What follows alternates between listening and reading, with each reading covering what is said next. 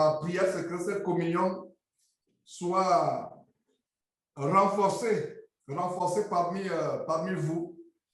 Cette communion soit vraiment renforcée parce que Dieu n'est pas là où il n'y a pas de communion fraternelle.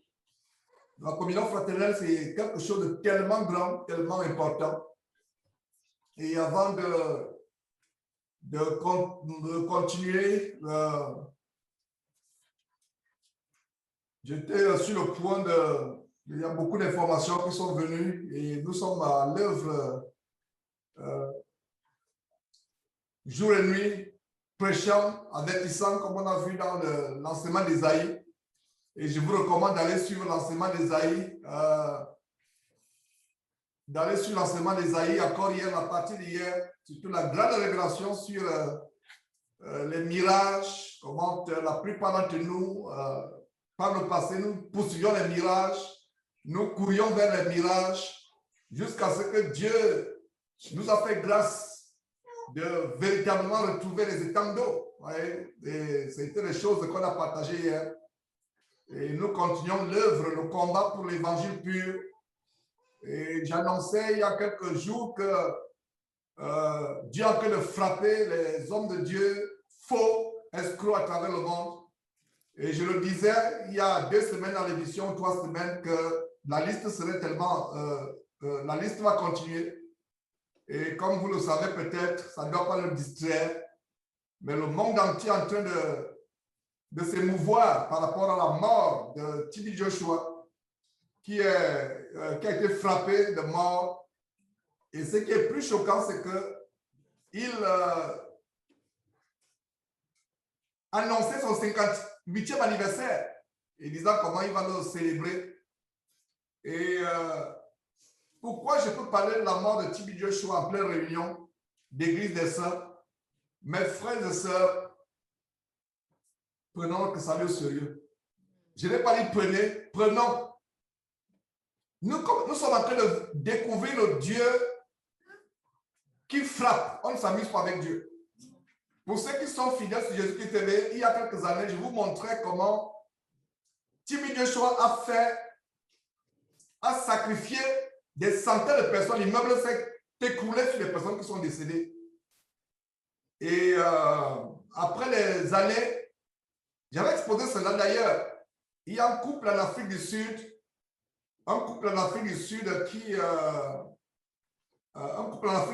qui a été sauvé de la mort.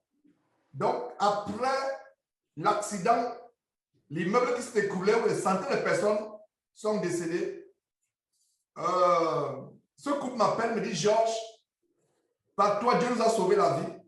Mon épouse et moi, depuis l'Afrique du Sud, nous avons déjà acheté les billets et nous avons déjà acheté les billets d'avion, nous avons déjà réservé pour aller dans cet immeuble-là, parce que c'est un immeuble qui va abriter les gens à travers le monde. Donc, ce couple a suivi un documentaire de Jésus-Christ TV où j'exposais cet abominable faux pasteur qui est décédé aujourd'hui, qui a laissé tout un empire démoniaque et qui avait baptisé avec les sirènes des eaux. Et d'ailleurs, il avait annoncé en 2016, prophétisé la victoire d'Hillary Clinton, des prophéties de Baal, des prophéties sataniques. Et je vais vous dire pourquoi je parle de cela. Mes frères et sœurs, nous ne pouvons pas nous réjouir de la mort de quelqu'un. Même nous, aujourd'hui, ça va produire la crainte. Nous sommes en train de retrouver un Dieu avec qui on ne s'amuse pas. Ces faux pasteurs ont fait tellement de mal, ont fait tellement de dégâts, mais aujourd'hui, c'est l'occasion pour eux de comprendre que Dieu ne s'amuse pas avec Dieu. Et d'ailleurs, j'ai exposé il y a quelques jours Enoch Adeboye, qui, avec pompe, annonçait l'anniversaire de son fils de 47 ans. Et quelques jours après, son fils est décédé. Et après la mort de son fils, presque toute l'église s'est brûlée.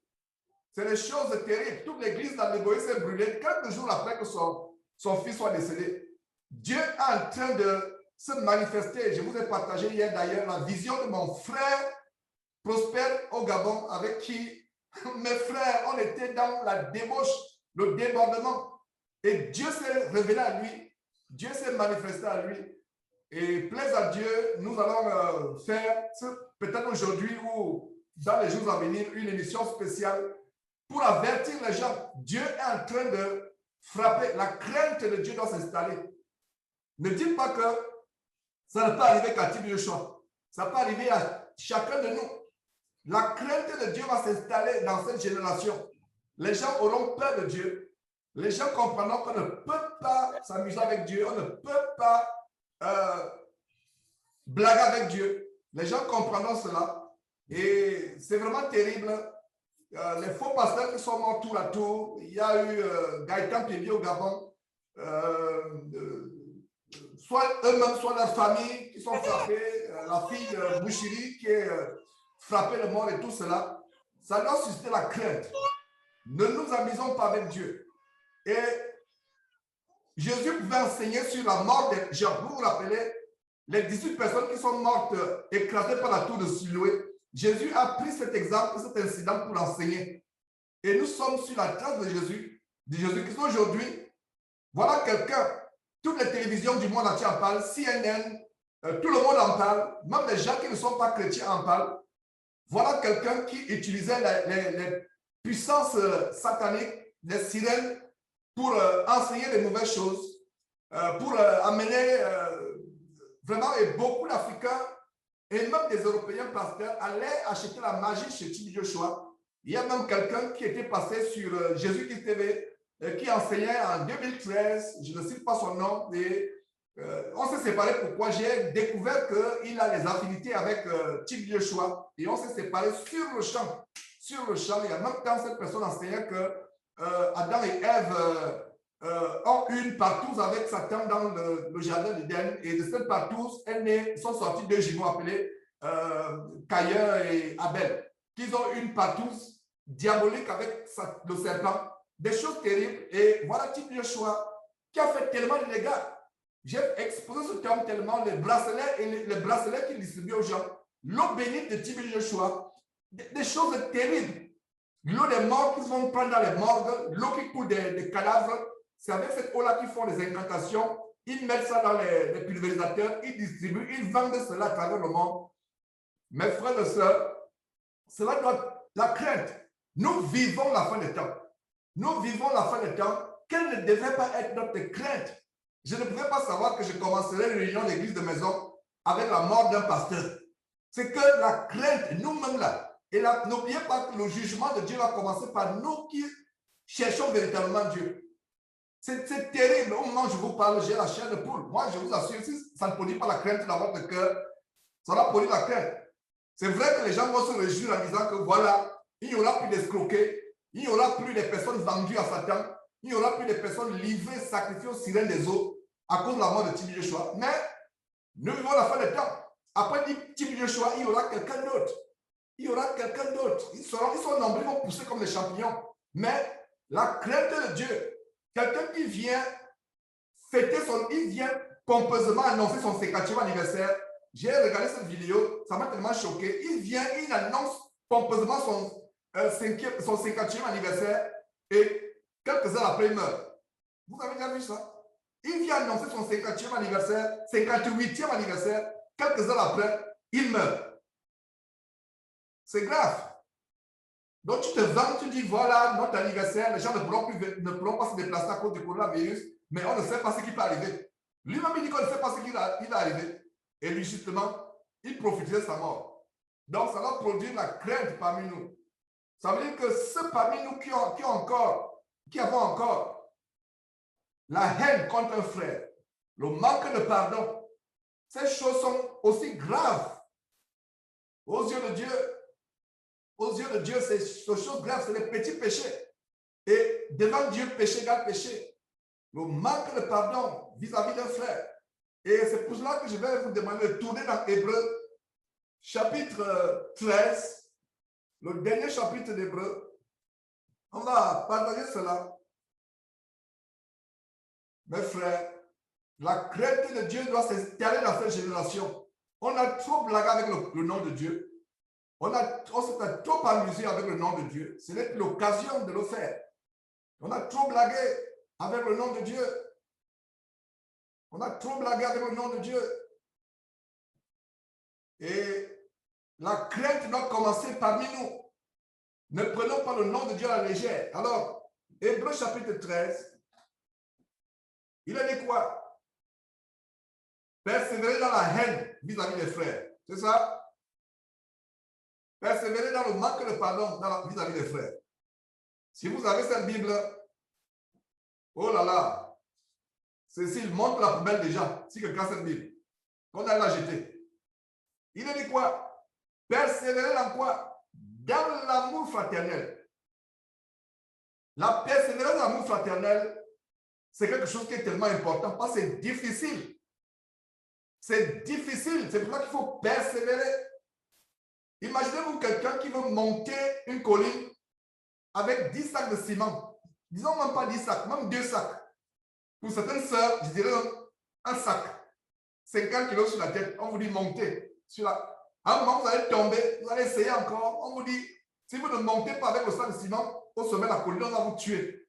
Il y a des militaires derrière vous avec le fusil. Vous allez tomber, prendre le sac de ciment. Vous attelez à monter, n'est-ce pas? La persévérance, ça veut dire que ce n'est pas facile. Décortiquons ce verset 1. Persévérer dans l'amour fraternel, ce n'est pas facile. Vous allez vous décourager. C'est pour ça que Pierre avait demandé à Jésus, Seigneur Jésus, augmente la foi. Tu vas pardonner aujourd'hui. Le même frère ou la même sœur qui t'a affligé va encore t'affliger le lendemain. 2 jours après, quand tu penses que les choses, ça s'arrange, la personne t'afflige encore, une autre personne t'afflige. Il a dit de persévérer. Nous étions arrivés, mes frères et sœurs, confortez-moi au point où nous avons tellement été affligés. Mais une chose pour laquelle je rends grâce à Dieu, nous avons pris la décision suivante. Malgré le nombre de personnes qui pourraient nous affliger, malgré le nombre de faux frères, de faux sœurs qui pourraient nous affliger, notre maison sera toujours ouverte à qui que ce soit. Notre maison sera toujours ouverte. Et c'est une décision que j'ai juré, promis à Dieu. J'ai dit, Seigneur, je le dis, je l'affirme.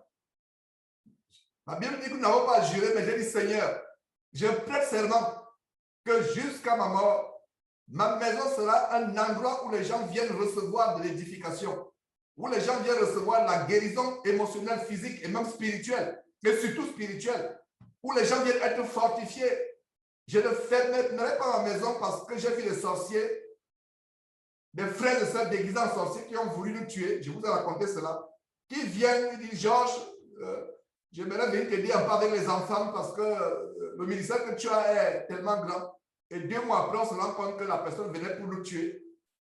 Et quand le Seigneur révèle cela, nous mettons, nous disons, soi-disant sœur, on ne connaît même pas quel est ton nom. La personne est venue avec un faux nom. On ne sait même pas comment s'appelait cette personne. Elle avait donné le nom de Patricia, mais Patricia ne sait même pas son nom. Et quand elle est partie de chez nous, quelqu'un d'autre l'a hébergée aux États-Unis. Et une semaine après, on trouve que la personne qui l'a hébergée est morte sur son lit. Une semaine après, dans le sommeil, sans être malade. Voyez comment Dieu nous a... Je peux multiplier les exemples. Pourquoi je reviens encore sur cet exemple? Peut-être que vous avez entendu 1 ou 2 fois. C'est pour dire que nous devons persévérer dans l'amour fraternel. Ne soupçonnons pas le mal. Parce que si on commence à soupçonner le mal, oh, tel frère fait ceci, tel frère fait cela, il n'y aura pas l'amour fraternel. Normalement, vous devrez arriver au point où vous prenez le repas du Seigneur. Et s'il arrive que vous prenez le repas du Seigneur, je ne devrais pas être là parce que le repas du Seigneur, ce n'est pas... Je ne peux pas être là et vous prenez le repas du Seigneur. Et en tant que je suis le berger de votre église actuellement, et ma prière, c'est que d'ici quelques mois, que Dieu vraiment suscite, et c'est cela, on observe, on voit comment les choses se passent, parce que nous avons été tellement déçus que, vous voyez, il y a un jeune au Burkina Faso, et je pensais vraiment qu'il était vrai, mais qu'est-ce que j'ai remarqué? Il utilisait l'audience qu'il avait pour courtiser les sœurs, leur soutirer de fortes sommes d'argent et faire des choses terribles. Et immédiatement, quand je l'ai appris, la Bible dit, ne recevez pas l'accusation contre quelqu'un, surtout un ancien, sans la déposition de 2 ou 3 témoins. J'ai eu plusieurs témoins. Peut-être qu'ils ne se connaissent même pas entre eux, des témoignages concordants. Et immédiatement, j'ai pris la décision de dire que voilà, cet homme, si peut-être je l'ai mentionné par le passé, il n'est plus associé de près ou de loin avec nous. Ce n'est pas un frère que je peux recommander. La Bible dit les péchés de quelques-uns se manifestent même avant qu'on ne les voit. Et il y a certaines personnes, quand vous avant, même sans le voir, tu vois déjà ses péchés. Tu ne le vois pas, mais tu vois ses péchés. Mais il y a d'autres, leurs péchés se manifestent plus tard, Leurs péchés se manifestent plus tard. Donc, mes frères, l'amour fraternel est tellement important. Persévérer dans l'amour fraternel. C'est un encouragement. Ça, c'est l'encouragement de ce matin. Parce que le jugement de Dieu, beaucoup vont perdre l'enlèvement, vont rater l'enlèvement, perdre le salut. À cause de quoi? L'amour fraternel. C'est vrai qu'il y a les frères et sœurs avec qui on ne peut pas faire la paix, mais nous devons être la personne qui fait le premier pas. Nous devons être la personne qui ouvre les bras. Et Dieu voit cela. Quand tu ouvres les bras, mes frères, je n'aimerais pas continuer à revenir sur mon exemple à moi et conforte. Je n'aimerais pas paraître nous prêcher nous-mêmes. Mais il y a des exemples, je vous fais ce témoignage parce que je ne connais pas d'autres témoignages. Si vous connaissez notre témoignage, je vous allez faire témoignage. Je ne peux que prêcher ce qu'on a vécu. C'est-à-dire que quand nous ouvrons les bras aux ennemis, Dieu nous bénit, Dieu nous protège. Les portes s'ouvrent, il y a des guérisons qui peuvent s'opérer, des miracles qui peuvent vous opérer parce que vous ouvrez vos bras à ceux qui ne sont pas dignes. Donc, je vous encourage, c'est un encouragement, mes frères et sœurs. Je vous encourage. J'ai dit vous, je corrige, je nous encourage. Je nous encourage nous tous à persévérer. Persévérer, le verset dit persévérer. Mais aujourd'hui, je vais dire persévérant. Ne dites pas que je suis en train de changer la parole de Dieu. C'est la même chose.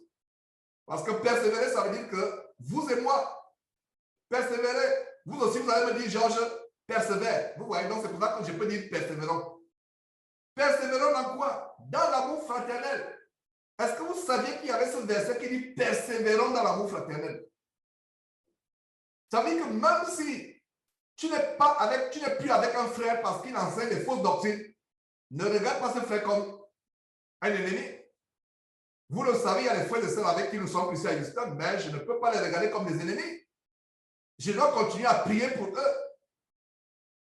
Tout en croyant Dieu que peut-être ils pourront revenir un jour sur la sainte doctrine et dire, Georges, nous nous sommes trompés avec l'évangile du Père grâce. L'évangile selon lequel je peux continuer à être dans le monde et être en Jésus-Christ en même temps. Et s'il y a un frère qui croit à cet évangile, lui et moi, on n'a rien à faire ensemble. S'il y a une sœur qui croit à cet évangile, elle et moi, on n'a rien à faire ensemble. Vous voyez? Mais je ne vais pas regarder cette personne comme une ennemie. Même ce jeune homme du Burkina Faso, qui réside au Burkina Faso, même le fait que j'ai mis les frères et sœurs en garde, je ne peux pas le regarder comme un ennemi. Qu'est-ce qu'il m'a fait moi particulièrement? En supposant qu'il m'avait même fait quelque chose, je ne peux pas le regarder comme un ennemi. Ma prière, c'est que les personnes comme cela reviennent là également et peut-être ça sera l'occasion d'un témoignage. Peut-être les gens avec qui nous ne sommes plus aujourd'hui, ça me ferait plaisir de savoir que, vraiment, Georges, en lisant la parole de Dieu, j'étais séduit par cet évangile hyper grâce, mais aujourd'hui, j'en suis délivré. Dieu soit loué. Et je vous disais, mes frères et sœurs, que je ne me séparerai jamais d'un frère parce qu'il m'a fait du mal. Mais je me séparerai, sauf si lui part. Mais je me séparerai d'un frère parce que nous ne sommes plus dans la même doctrine. Il n'y a plus de communion. Alors, je disais par exemple que normalement, le repas du Seigneur doit être célébré chaque fois dans les communions, presque tout le temps. Mais depuis qu'on a repris les réunions de Paris, il n'y a pas eu le repas du Seigneur. Qu'est-ce que c'est le repas du Seigneur? C'est ce que les gens appellent communément la Sainte Seine. Mais nous, chrétiens, nous savons que c'est le repas du Seigneur où nous prenons le pain représentant son corps, nous buvons de la coupe représentant son sang. Et on ne peut pas prendre ce repas si il y a ne serait-ce que deux personnes qui ne sont pas en communion. si là nous prenons injustement le repas, c'est pour ça que l'apôtre Paul dit à 1 Corinthiens chapitre 11 que il y a beaucoup d'infirmes et beaucoup sont morts. Vous voyez pourquoi j'ai commencé par Tim Joshua pour dire que Dieu est en train de frapper, mettre de l'ordre dans son église. Même une petite église que celle nous formons, le diable peut passer par les portes ouvertes. Donc, ouvrons, mes frères et sœurs, plutôt les portes de l'amour fraternel et fermons les portes du ressentiment, fermons les portes du manque de pardon. Et c'est un encouragement. Nous nous encourageons, mes frères et sœurs. Cet enseignement n'est pas pour indexer qui que ce soit. Et si vous vous sentez concerné par cet enseignement, je rendrai grâce à Dieu parce que ça montre que vraiment c'est une détermination à vouloir changer, et que Dieu puisse peut-être briser ce bloc de glace ou, oui, ce bloc, ce iceberg, ce bloc de glace qui apporte la foi dans notre cœur vis-à-vis les uns des autres. Et c'est ça ma prière, que Dieu puisse briser au nom de Jésus-Christ tout bloc de glace qui est dans le cœur de qui que ce soit. Que ce bloc de glace soit explosé au nom de Jésus-Christ. Que ce bloc de glace soit explosé et explose, mes frères et sœurs. Et qu'il y a du réchauffement dans notre cœur. Et qu'on manifeste Philippiens chapitre 3, verset 13, oubliant ce qui est en arrière, on se tourne vers ce qui est en avant. Il y a de grandes choses. Cette église que vous formez actuellement, c'est les prémices de la France. Voilà comment moi je vois les choses. Et je vois ça par la foi. C'est les prémices de la France.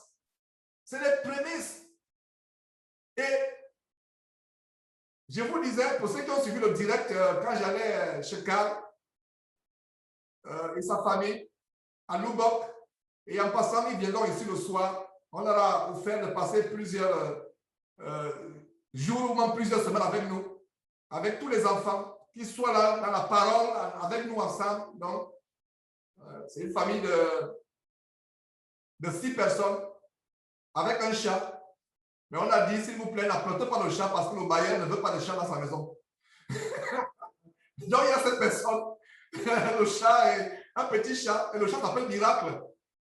Et un petit chat, et donc on a dit, s'il vous plaît, débrouillez-vous avec le chat, vous pouvez mettre le chat dans un shelter. Dans le shelter, c'est un abri à chat. Mais le bailleur ne veut pas de chat dans sa maison, ne veut même pas de pet. Pet, c'est les animaux domestiques en passant. Excusez, c'est l'anglais. Et donc voilà, donc on les attend aujourd'hui et c'est vraiment une très grande joie de les recevoir. Ils vont venir. Et donc, vous voyez, quand, pour ceux qui avaient suivi dans ce direct, quand on partait, vraiment, c'était avec beaucoup de joie. On a vu les attaques sur la route. Le Seigneur nous a délivrés, surtout de ce grand brouillard monstrueux. Et j'étais en train vraiment de dire comment c'est vraiment merveilleux cet élan d'amour. Et d'ailleurs, je profite aussi de l'occasion pour vos prières. Vous voyez, la dernière fois, on n'a pas pu se réunir. Je sais que vous avez dans la prière et beaucoup parmi vous, non seulement vous qui êtes ici,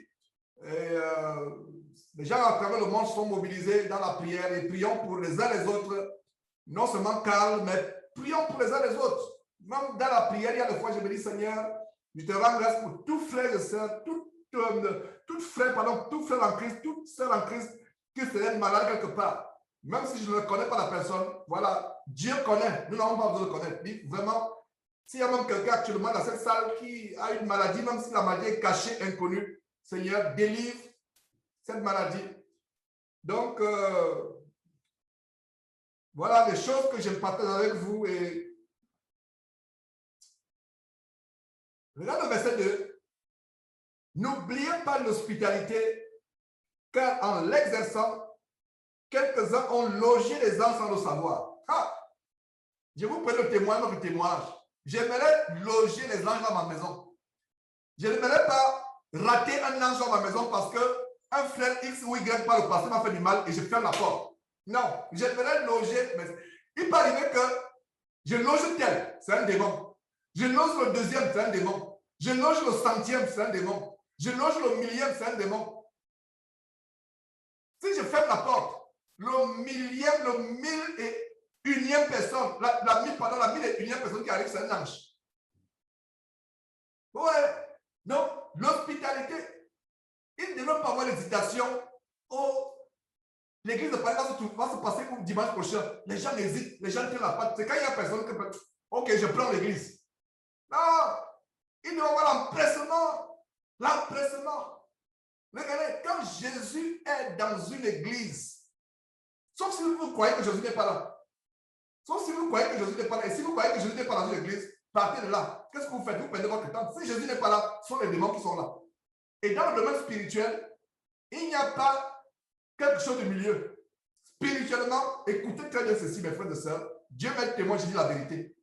Spirituellement, dans le monde spirituel, il n'y a pas de neutre. Soit Dieu est là, soit c'est Satan qui est là. Il n'y a pas de vide dans le domaine spirituel. Ce n'est pas possible. Ça veut dire que si dans une église, il y a les querelles, il y a les jalousies, de la concurrence, les animosités, si Dieu n'est pas là, qui est là? Satan. Alors, si Satan est là, partez. Je n'aimerais pas que vous vous associez là où Satan. Partez de là. Partez. Alors, nous croyons que, et je sais que vous croyez aussi que, quand les frères et sœurs s'assemblent, Jésus-Christ est au milieu d'eux. Alors, si Jésus-Christ est au milieu de nous, et quand Jésus est quelque part, les anges sont là pour l'adorer, n'est-ce pas? Alors, quand je prends l'église chez moi, quand un frère entre dans ta maison, il apporte la paix. Et prenez cette habitude comme le Seigneur Jésus a le commandé. Quand ils sont arrivés chez Karl, la première parole qui sortit de ma bouche, que la paix soit avec vous dans cette maison au nom de Jésus-Christ. J'ai apporté cette paix. Tu apportes la paix. Et que cette paix demeure et ne sorte plus. Et quand la mort entend que la paix est arrivée, la mort va l'étaler. La mort va dire non, je ne peux pas supporter. Ces gens apportent la lumière, ils apportent la paix, ils apportent la vie. Fuyons. Et c'est ce qu'on a vu. Donc, ça ne devrait pas être que qui ne va pas à l'église dimanche, les gens tiennent les pattes, tiennent les pattes. Tiennent les pattes. Et quelqu'un va dire, ok, comme il n'y a personne, je prends l'église. Non, comment comme il n'y a personne? Vous devez vous discuter. On a bon, allez-vous pour vous discuter seulement. Cyril dit maintenant, tirons au sort. Vous voyez? On dit tirons au sort parce qu'il y a tellement de personnes. Non, c'est moi dimanche. C'est moi, c'est moi, c'est moi. Après, on dit non, frère, pour ne pas frustrer les gens, laissons Dieu décider.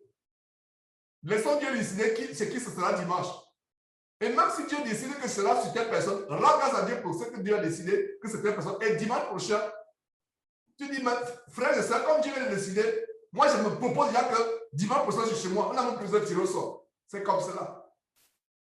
Les frères et sœurs, si on arrive au point où, et on a vu des choses par le passé où des frères sont réticents de recevoir les gens dans leur maison à cause des soupçons d'empoisonnement, des soupçons de fétiche, des soupçons de... Attends, on est chrétien, on n'est pas chrétien. Donc Jésus-Christ est maintenant plus faible que... Jésus-Christ est plus faible que le fétiche, n'est-ce pas? Quel blasphème. Il n'est pas plus faible que le fétiche. Qu'est-ce qu'un fétiche? Qu'est-ce qu'un poison? Quelqu'un vient.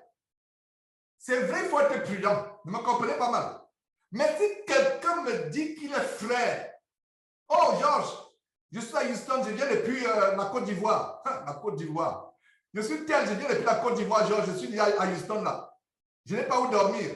Je suis un frère en Christ, viens chez moi. Il a dit, frère, viens. Même si c'est Kojak, Guy Vincent qui t'envoie, même si c'est Jean Monnet, la prostituée spirituelle qui t'envoie, il n'y a pas de problème. Il n'y a pas de problème. Je vais t'ouvrir les portes. Dieu protège. Et c'est ça la foi. C'est ça la foi. C'est ça la foi doit être agissante. Quelqu'un vient te faire du mal. Est-ce que vous pensez que c'est nous-mêmes qui nous protégeons? C'est ça. Ce n'est pas nous-mêmes qui nous protégeons. Je vous avais fait le témoignage par rapport à... Revenons encore sur le masque. Ce n'est pas le témoignage. Je vous avais publié une photo. d'une femme, quand le coronavirus, le Covid-19, chez vous on dit la Covid, bon, c'est un peu lourd pour moi la Covid, bon, le Covid-19, quand c'est arrivé, il y a une Chinoise qui a entré, elle était masquée, elle a entré dans une pharmacie, renouvelé ses masques, acheté un lot de masques, parce que le masque qu'elle avait, c'était le dernier masque. Dès qu'elle sort de la pharmacie avec son paquet de masques, c'est une voiture qui est dans la base, qui l'écrase, elle meurt. Donc, vous voyez. Donc, mes frères, Dieu va te protéger par le nom de Jésus-Christ de tout accident, de toute maladie, de tout. Tu appelles la maladie. Il y a un accident. Il y a un incendie qui peut se déclencher dans la maison. Tu meurs. Vous voyez un peu l'ironie. Les gens ont des masques, mais... Ouais. Donc, les deux sœurs qui sont au fond, détendez-vous. Mes frères, ce n'est pas pour vous que je passe cet exemple. C'est-à-dire que nous-mêmes, ici, nous voyons un peu... C'est la Bible de la foi, effectivement. Et je sais que peut-être vous avez fait ça par respect ou je ne sais pas quoi, ou par... vous voyez comment Macron peut... Et le gouvernement peut nous amener à être esclaves, etc.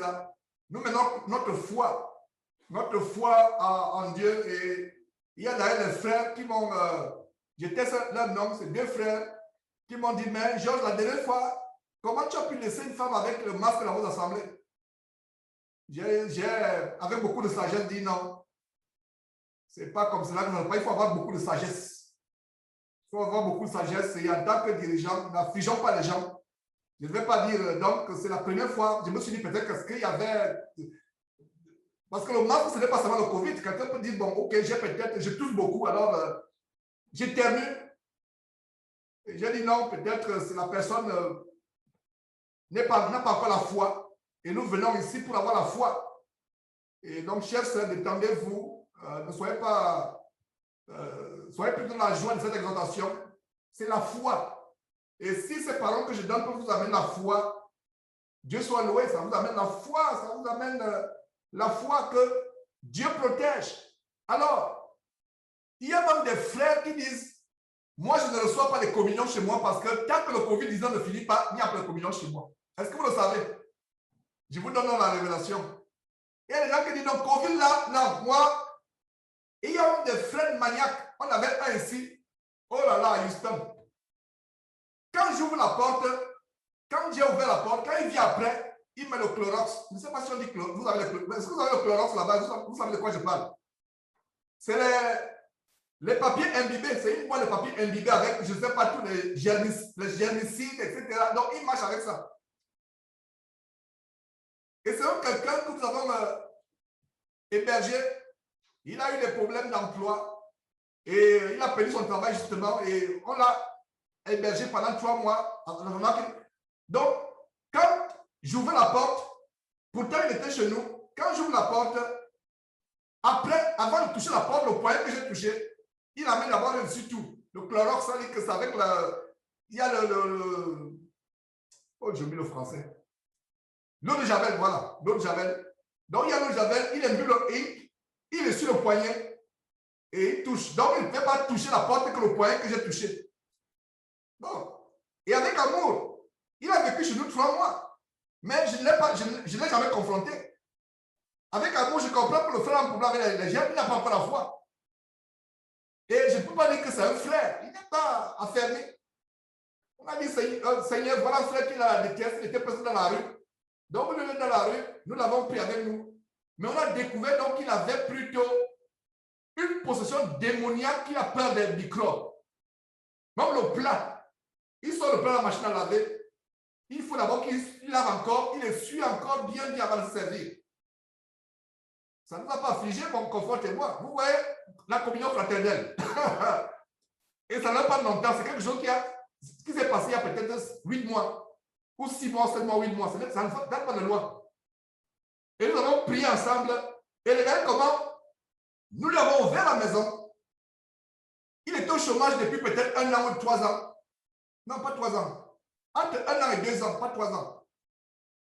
Et disons moins de 2 ans même, je ne sais pas exactement. Alors, qu'est-ce qui s'est passé? Quand il est parti d'ici, il a eu un boulot. Il a eu un boulot et Dieu a ouvert les portes. Et quand il a eu le boulot, la première chose, c'était d'aller chez lui. Et jusqu'à présent, je ne sais même pas où il habite. Parce qu'il ne veut pas les gens dans sa maison à cause des germes. Il ne veut pas que les gens viennent. Il n'est pas marié. Il n'a pas d'enfant. Et s'il suit ceci, mon témoignage et ma prière pour lui, c'est qu'il soit délivré. Je ne sais même pas s'il va suivre. Parce que lui, la parole, ça ne lui dit rien. Et pourquoi vous allez me dire, mais Georges, un frère qui s'est refroidi, qui ne croit plus en Dieu, qui ne prie même plus avec vous, pourquoi tu lui ouvres ta porte alors qu'il est dans la détresse? Frère, il est dans la détresse. Il est dans la détresse. C'est moi-même, je l'ai appelé, je l'ai dit, on priait par le passé ensemble, mais il s'est refroidi. Il s'est refroidi, on priait par le passé.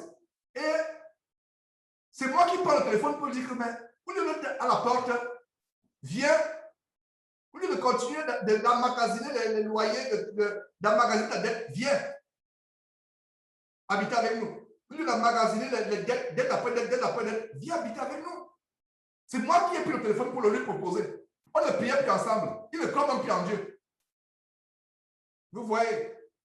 Et il a dit, OK, merci pour la proposition. Il n'a plus fait signe de vie. C'est quand le bar à la porte, avec ses affaires, qui m'appelle et dit, Georges, il y a 6 mois, tu m'avais proposé que je peux venir. Est-ce que c'est toujours possible? Il a dit, oui, c'est possible. Viens, nous t'attendons. J'ai compris ce qui se passe. Et il est venu. Et quand il vient, c'est maintenant qu'on découvre qu'il a cette position diabolique et on n'a pas pris ça humainement. Si on n'avait pas pris ça humainement, Comfort serait fâché. Imaginez-vous dans une maison, vous prenez soin. Et si Comfort n'était pas chrétien, elle serait maniaque avec la propreté. Mais c'est parce qu'elle est chrétienne que, parce que quand je l'ai connue, c'est le genre de personne qui avait la propreté, non, elle ne s'amuse pas.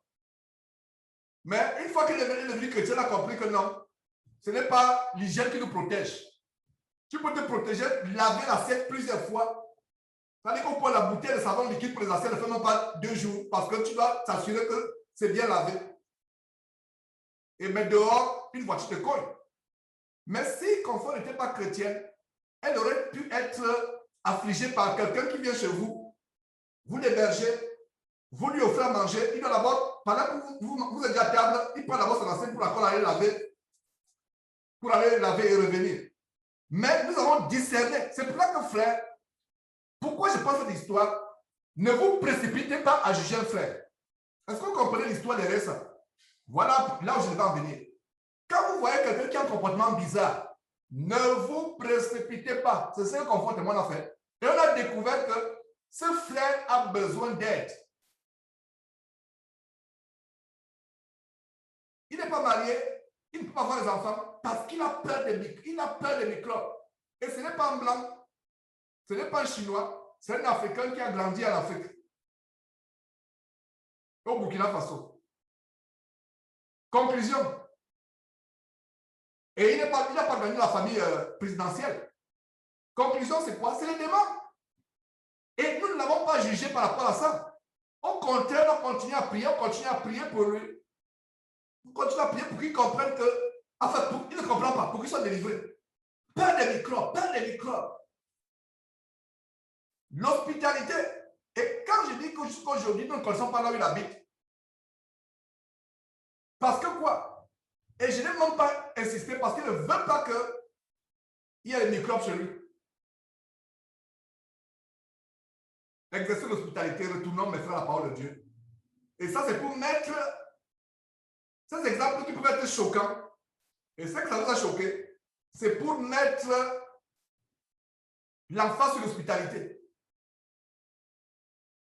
Il y a des situations où vous allez héberger un frère ou une soeur qui ne sait pas se laver ou qui appelle l'eau. Comme j'ai regardé cette vidéo au Cameroun, les gens du quartier sont mobilisés pour attraper un adulte pour le laver. Et on le lavait criait. Les gens du quartier sont mobilisés.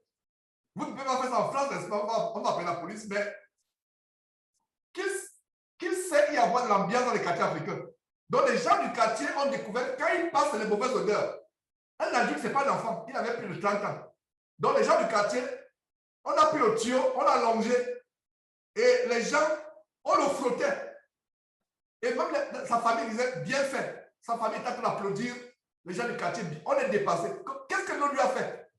Mais je pense aussi que c'est spirituel. Il n'aimait pas l'eau. Donc, quand on a commencé à le laver, il était allongé là avec le short. On le frottait. On met le tuyau à distance parce que les gens devaient porter les masques parce qu'ils puaient. Cette vidéo, n'allez pas chercher ça sur YouTube, s'il vous plaît. Elle est quelque part sur YouTube en tout cas. Donc, on le lavait. Donc, l'hospitalité signifie quoi? Vous allez voir toutes sortes de situations. Dieu peut vous éprouver. Et je vous dis souvent qu'il y a des situations où Dieu vous éprouve. L'hospitalité, c'est que vous allez rencontrer quelqu'un, vous le faites venir chez vous, c'est lui qui te montre que la première chose qui vient, les 3 tableaux qui sont alignés là, il dit Cécile, les tableaux là, non. Ça va plutôt être à la cuisine. Il allait comme mettre à la cuisine. Laisse-le faire.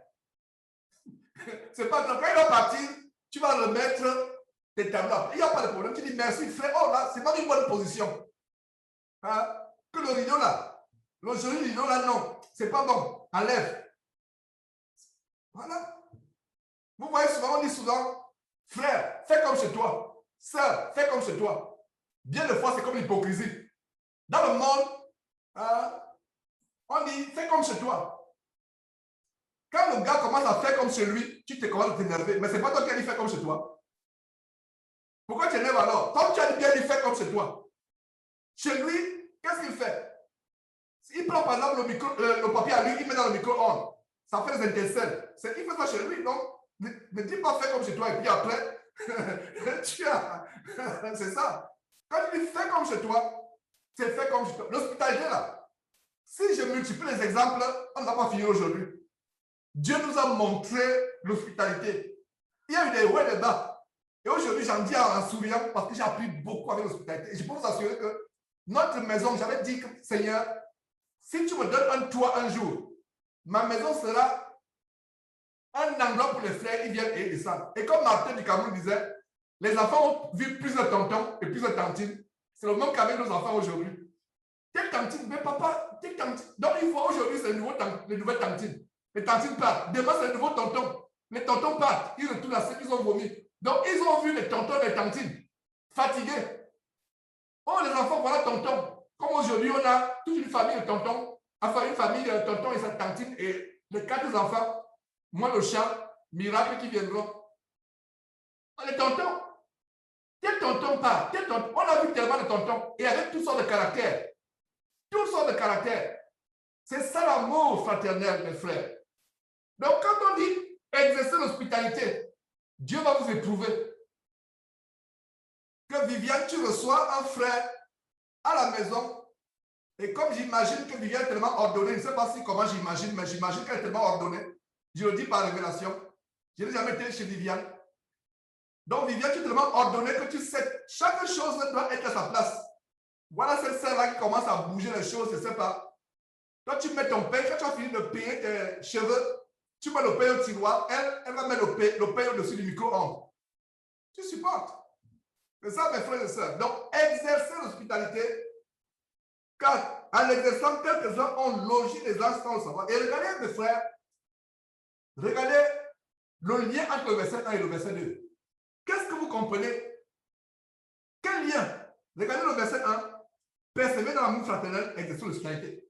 Ça veut dire que l'amour fraternel et l'hospitalité vont de pair. Tu ne peux pas exercer l'hospitalité. La moindre hospitalité, c'est recevoir les frères dimanche. Ça, c'est basic. Ils viennent pourquoi? Pour 2 heures, 3 heures. Fin. Qu'en est-il pour 3 mois? Qu'en est-il pour 1 an? Qu'en est-il pour 1 an? Qu'en est-il pour 2 ans? Mais il y a aussi une chose. Quand quelqu'un vous appelle, dit que vraiment, sœur Viviane, sœur Raymond, frère Cyril, sœur Blandine, etc., je n'ai pas où habiter. Est-ce que je peux venir chez toi? Mettons ça en prière aussi. Mettons ça en prière, mais ne mettons pas en prière en faisant comme le monde, en croisant les doigts pour que vraiment le signe soit négatif. Ça, c'est les Américains. Ils te promettent quelque chose, mais ils croisent les doigts comme ça pour que... Non, ne faisons pas cela. prions Dieu, Seigneur, si c'est ta volonté. Et on a prié comme cela. Il y a tellement de gens, même en Europe, les gens disent, mes frères, la vie est difficile en Europe. On viendrait faire, refaire notre vie aux États-Unis, la vie est tellement difficile, les Noirs sont tellement maltraités. Qu'est-ce qu'on dit? On dit, mettons ça entre les mains de Dieu. Il y a une personne, une sœur, qui a dit, je veux venir là. J'ai dit, voilà justement, je fais ce témoignage. L'année passée, elle a dit, c'est difficile en Europe là-bas. Est-ce qu'on peut venir, je peux venir aux États-Unis, héberger-moi? On a dit, il n'y a pas de problème. On va mettre ça en prière. Je vais donner ma décision en février de cette année. En février, plusieurs mois après, je l'ai appelé. J'ai dit, OK, sœur, telle est à Paris avec vous, mais elle ne prie pas avec vous. Ça veut dire que vraiment, si c'était une sœur qui t'aidait, serait avec vous actuellement. Mais je la connais vraiment pas, elle dit que vraiment, j'ai prié. La Bible dit, si quelqu'un va emprunter de toi, ne refuse pas. Quelqu'un dit, je veux venir rester chez toi. Mets ça en prière. Vous voyez, là où la prudence arrive. Mais ne priez pas pour que le signe soit négatif. Oh Seigneur, si c'est ta volonté, fais que ce signe arrive et tu pries Dieu en même temps que le signe ne se accomplit pas. Attends. Alors, qu'est-ce qui s'est passé? Je l'ai appelé en juin. C'était l'année passée. Et j'ai dit non, laisse-moi, on ne sait pas si on va continuer à vivre ici. On a des projets, etc. Par rapport à cette maison, etc. Donc, on ne sait pas si on va vivre ici. Donc, laisse-moi t'appeler en février. Donc, c'était l'année passée en 2020, au début de 2020. Donc, environ un an après, je dis que je vais t'appeler en février pour donner ma réponse. Je l'appelle en février. Je lui dis, voilà, sœur, effectivement, conformément on a réfléchi. On trouve les portes, mais nous demandons un signe jusqu'en juin. Si jusqu'en juin, il n'y a pas, tu ne te manifestes pas, c'est que ce n'est pas la volonté de Dieu. Et juin est passé, juin est arrivé, et on a encore jusqu'à la fin du mois. Mais depuis février, elle ne s'est pas manifestée. Donc, j'ai donné la parole que si tu te manifestes ici fin février, ne me dis pas, ne viens pas après fin février, dis que, OK, Georges, est-ce que ça encore? Non, j'ai dit, et on était clair. Parce qu'il y a une chose aussi, quand tu promets quelque chose, frère, ne te donne backup. Backup signifie ne te retracte pas. Quand tu as promis, ta bouche a promis aider un frère, exécute. Donc, ça veut dire qu'avant de promettre à un frère, réfléchis d'abord. Parce qu'il y a des fois, tu réfléchis, mais tu as promis. C'est des choses que Dieu peut trouver désagréables. Donc, avant de promettre, frère, je vais t'aider. Et il y a aussi une chose, tu as aidé un frère à traverser une rivière. Tu as aidé un frère à traverser une rivière. Le frère traverse une situation difficile. C'est ce que je dis, traverser une rivière. Et arrivé au milieu de la rivière, tu lâches le frère. C'est aussi un problème par rapport aux hospitalités. Vous voyez les détails. Ça veut dire que tu as aidé la personne. Ça veut dire que si tu as dit à la personne que je vais t'héberger pendant un an, même si tu arrives un jour que je ne sais pas quoi, tu as ta table qui a ce très beau bois. Le bois a des taches, mais c'est des taches de décoration. La sœur dit non. Oh là là, Viviane, je t'ai rendu un bon service aujourd'hui. J'ai le grand ami pour gratter les taches qui sont sur la table là. Alors que c'est les taches naturelles de décoration de la table. Vous voyez le bois, il y a un certain bois là tellement lissé. Et il y a Tu vas faire comment? Tu supportes.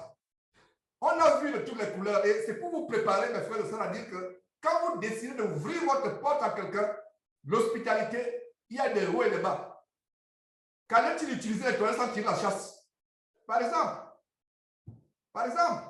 si la personne ne sait pas le faire, quand est-il ne sait pas de manger la banane des oranges, de laisser les ordures partout? Ce n'est pas grave. Tu balayes. Avec beaucoup de douceur, avec beaucoup de sagesse. Quand on dit l'hospitalité, il y a tellement, parce que vous allez commencer à mettre ce message en pratique aujourd'hui. Mais attendez-vous, le diable va dire, ah, Georges a enseigné sur l'hospitalité. Edmond n'est touché par le message. Edmond a décidé de commencer à enseigner sur l'hospitalité. Je vais l'amener à... Parce que la Bible dit, quelques-uns ont hébergé les anges sans le savoir. Est-ce que Satan voudrait que un ange vienne chez toi? Il fera tout pour qu'un ange ne vienne pas chez toi, n'est-ce pas? Donc, regardez le rapport entre le verset 1 et le verset 2. l'amour fraternel, n'oubliez pas l'hospitalité, car en l'exerçant, quelques-uns ont logé les anges dans le savoir. Donc, il y a un rapport entre le verset 1, l'amour fraternel, et l'hospitalité. Et un aspect de l'hospitalité, c'est là où il faut persévérer dans l'amour fraternel. L'hospitalité. L'hospitalité. Vous vous rappelez en 2000, Viviane, quand tu es venu en 2017 à Houston pour la conférence Vaincre Satan, il y avait un bien-aimé, on s'est reparti les frères et sœurs, il y avait un bien-aimé qui ne mangeait pas la viande alors que nous avons préparé. On avait apprêté un bon barbecue à la Texane. Parce que si vous me l'avez visité à Houston, je ne vous fais pas de barbecue. C'est comme si je vous avais insulté. Parce que l'hospitalité à la Texane, c'est le bon bœuf du Texan qui brûle de l'herbe. Barbecue, je vais dire, les frères ne peuvent pas partir. Mais à cause du frère, on ne pouvait pas le faire. Vous voyez, c'est l'amour. Le frère, lui, il ne supporte pas il mange la viande. Ça, les plans ont changé. Et c'est pour lui, ça devait être quoi? Je fais le barbecue à tout le monde et c'est moi-même qui devais le faire. Donc j'avais bien le projet que je devais, peut-être bien tu ne savais pas. Moi, j'avais le projet que moi-même, avec mes propres mains, faire le barbecue au frère. Mais ça a changé. Pourquoi? Le frère a peut-être, même si ça tort, peut-être qu'il a son background, peut-être qu'il a été avec les adventistes du 7e jour qui l'ont. Même s'il n'était plus là, il y a des choses qui peuvent rester quand vous partez de cette domination. Je ne vais pas le juger. Et l'amour voudrait que, il dit, ah frère, qu'est-ce que tu veux? J'avais prévu cela, mais par amour au frère, je peux changer. Il peut m'arriver qu'un frère vous émerge un frère. Un frère dit, même la vue, et ce n'était pas le cas de ce frère-là. Lui au moins, c'était que vous pouviez manger, mais lui, ça dit, il ne peut pas manger, vous pouvez manger. Mais il y a d'autres personnes, tu l'invites chez lui, il dit, quand je vois un œuf, j'ai envie de vomir. Quand je vois un poisson, j'ai envie de vomir. Quand je vois une crevette, tout ce qui est animal, j'ai envie de vomir. Donc les herbes, ça veut dire que ma soeur, elle demande de chair bien-aimée, tu vas manger des herbes pendant 6 mois. Je suis désolé. Tu vas faire comment? Ou alors, je ne sais pas, tu dis frère, est-ce que ça te dérange d'aller manger quand tu n'es pas là? Aller au restaurant. Il dit non, je ne veux même pas savoir que vous avez, même si, je ne veux même pas. Vous voyez, il y a tellement de choses par rapport à l'hospitalité. Donc, faisons attention. Quand on dit l'hospitalité, c'est ça cultive la patience. Et il y a beaucoup de frères qui ont découvert ce que c'est la patience, l'amour avec l'hospitalité. Et j'aimerais tellement vous donner tous les exemples auxquels on a été confrontés. Et on a compris. Je vous avoue qu'il y avait des moments d'affliction aussi. Mais comment le frère ne peut pas comprendre que tu n'as pas besoin de tous ces papiers avec l'alcool, l'essuie-tout, l'eau de javel, tu n'as pas besoin de ça. Ça nous afflige. Mais en même temps que ça afflige, en même temps ça développe la patience. Et surtout moi. Et je vous fais une révélation. Aujourd'hui, je comprends quand même que Dieu avait besoin que je travaille la patience. Je suis de nature très impatiente. Très, très impatiente. Et ça m'a appris à être patient. Peut-être qu'il y a quelques-uns parmi vous, actuellement, qui ne sont pas aussi patients. Être patient avec les frères. Moïse était l'homme le plus patient à la terre à son époque, mais à un moment, il a craqué. Il a détruit les tables de pierre, il s'est mis en colère, et parce que le peuple, non, il n'en pouvait plus. Mais, travaillons la patience. J'espère que mes frères, le message est passé avec toutes ces exemples. Ces exemples, ce n'est pas pour calomnier qui que ce soit, c'est pour que nous apprenions ensemble avec les détails de l'hospitalité. Donc, s'il vous plaît, qu'il n'y ait plus que qui sera chez moi dimanche? La réunion sera au dimanche? Personne. Ça veut dire que s'il y a une seule personne qui parle à la réunion même tous les dimanches, ce n'est pas grave. Il y a les bénédictions qui s'attachent à cela. Et ne soupçonnez pas. Oh, tel peut faire ceci, tel peut faire cela. Tel peut aller mettre les choses dans mes toilettes en cachette. Tel peut mettre les choses dans ma magasinière, dans mon four là, en cachette. Tel peut jeter ceci dans mon pot de fleurs en cachette. Ne soupçonnez pas. Remettez tout aux mains de Dieu. Et Dieu va vous protéger. Je vous assure que Dieu vous protégera. Ne soupçonnez pas le mal. Alors, verset 3. Souvenez-vous des prisonniers. Oh là là. Voilà un verset que nous ne pratiquons pas. Il a dit, souvenez-vous des prisonniers chrétiens. Non. Parce que les gens vont dire, Georges, ici, prisonniers, c'était des prisonniers, des frères et sœurs qu'on emprisonnait. Non. Souvenez-vous des prisonniers. Il n'est pas prisonnier. Ce serait bien qu'un jour, 2 ou 3 frères, par hasard, disent qu'ok, il n'y a pas d'hasard avec Dieu, mais dire que voilà, telle prison ou telle.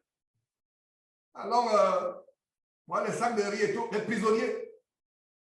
Parce que les prisonniers sont là parce que ne connaissant pas la loi de Dieu, ou peut-être connaissant la loi de Dieu, ils n'ont pas appliqué, ils sont en train de punis parce qu'ils ont désobéi non seulement à Dieu, mais aux lois des hommes. Donc, c'est ça, mes frères. Souvenez-vous des prisonniers comme si vous étiez aussi prisonniers. De ceux qui sont maltraités comme étant vous-même dans un corps. Donc, les prisonniers, que ce soit un frère qui est emprisonné pour l'évangile, que ce soit les prisonniers du monde, souvenez-vous des prisonniers, c'est qu'un détail. La Bible dit d'appliquer la parole de Dieu, voilà un détail. Souvenez-vous des prisonniers. Et je ne sais pas si des prisons en France le permettent. Ici aux États-Unis, c'est possible de s'organiser, de prendre un rendez-vous avec le warden. Le warden, c'est le gardien de la prison.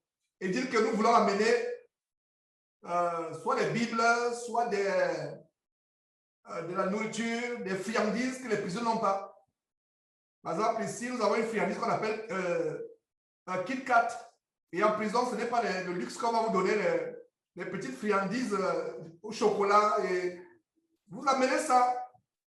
Vous demandez est-ce que on peut visiter. C'est aussi les Bibles qu'on peut. Et non seulement ce message à vous à Paris, mais à tous les frères et sœurs qui pourront suivre cette vidéo, à savoir que les prisonniers, ne regardons pas les prisonniers avec dédain. Beaucoup parmi nous qui sommes en liberté auraient pu être à leur place. Parce que par le passé, nous avons fait des choses terribles, que ce soit la fraude, que ce soit qui auront pu nous mettre en prison. Et nous ne sommes pas en prison. C'est parce que Dieu nous a fait grâce de connaître cette vérité et d'être transformés. Donc ne méprisons pas les prisonniers, disent que non, c'est même quelqu'un qui tue. Il peut arriver que quelqu'un est amené à tuer parce qu'un démon est entré en lui et il a tué sa femme ou son enfant ou le voisin. Vous voyez? Donc, l'amour qu'on peut avoir. Et ça, c'est un message parce que nous devons influencer le monde. La Bible dit nous sommes la lumière. S'il y a une prison dans votre village, dans votre arrondissement, dans votre préfecture où on permet d'aller rendre visite, et c'est souvent facile, vous allez sur le site de la prison, le site internet, vous voyez un peu les modalités, contact, vous contactez quelqu'un. Est-ce que c'est l'occasion pour amener même des Bibles? Vous voyez, les églises aujourd'hui, les gens cotisent pour enrichir le pasteur. Non. Vous cotisez, vous dites, bon, ce mois, achetons 50 Bibles. Et allons distribuer 50 Bibles comme cela aux prisonniers qui veulent lire les Bibles. Il y a des organisations comme ça, comme Gédéon, qui a mené le Nouveau Testament, qui n'a pas connu Gédéon. C'est pas là où j'ai eu ma première Bible. Parce que nous, catholiques, à l'époque, on le connaissait, la Bible. Donc, ma première Bible, c'était le Nouveau Testament, couverture bleue, tellement petit comme ça. Nouveau Testament, Gédéon. Et regardez comment une organisation comme cela m'a amené à lire la Bible. À lire la Bible. Parce que nous, catholiques, pas de Bible. Tu as ton chapelet, tu as ton eau bénite, tu as des statues, fin. Mais lire la Bible, ça va être Gédéon, ma première Bible. C'était Gédéon. Donc, vous voyez, mes frères et sœurs, la Bible dit, souvenez-vous des prisonniers, comme si vous étiez aussi prisonniers, parce que nous sommes prisonniers de Jésus-Christ. Nous sommes libres en Jésus-Christ, mais nous sommes aussi prisonniers, nous sommes esclaves. Voilà le verset 4. Que le mariage soit honoré de tous et le lit conjugal exempt de souillure.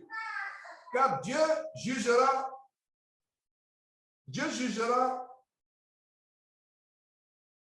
nous sommes au verset 4, que le mariage soit honoré de tous et le lit conjugal exempt de souillure, car Dieu jugera les impudiques et les adultères. Ce n'est pas le contexte aujourd'hui, mais je pense là rapidement à savoir que le lit conjugal, actes abominables, même dans les couples chrétiens, mari et femme. J'en ai parlé, je ne vais pas revenir, je ne vais pas insister là-dessus. Le lit conjugal doit être exempt de souillure. Parce que même dans les couples de mariés chrétiens, mari et femme chrétiens, il y a des actes intimes contre nature. Si vous avez des oreilles pour entendre, entendez, je passe rapidement. Verset 5. Ne vous livrez pas à l'amour de l'argent. Ah! L'amour de l'argent. Voilà la racine de tous les mots. L'amour de l'argent et quelques-uns sont possédés. Notre prière doit être, Seigneur, délivre-moi de l'amour de l'argent. L'argent doit être quelque chose, c'est une nécessité.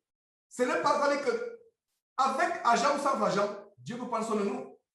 Mais les gens sont arrivés, beaucoup parmi nous sont arrivés à un point où on amasse, on a peur du lendemain et ce n'est pas mauvais d'amasser pour vos vieux jours quand vous n'aurez pas la force de travailler. Ce n'est pas mauvais, c'est même la sagesse. En toute chose, il faut la balance. Il y a des personnes qui arrivent aux extrémités où, oh là là, ça arrive vraiment, on a peur. Parce que en même temps que, parce que la sagesse, par rapport à l'argent, j'ouvre une parenthèse, j'ai toujours enseigné.